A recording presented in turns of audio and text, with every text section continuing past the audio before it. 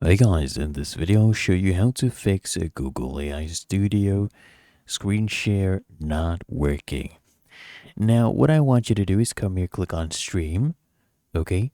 And here under run settings, make sure you use the latest version, okay, of Gemini. And then what I want you to do is also use a different browser.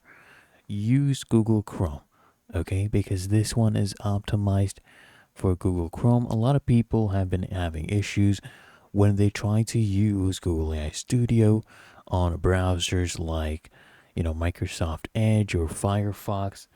It just doesn't end up working. So when I tried it on Chrome, it did work. As you can see, I had Edge open right here, but that one did not work. But on Chrome, it does work. So if you found this video helpful, make sure you smash that like button and subscribe to the channel. I'll see you in the next one.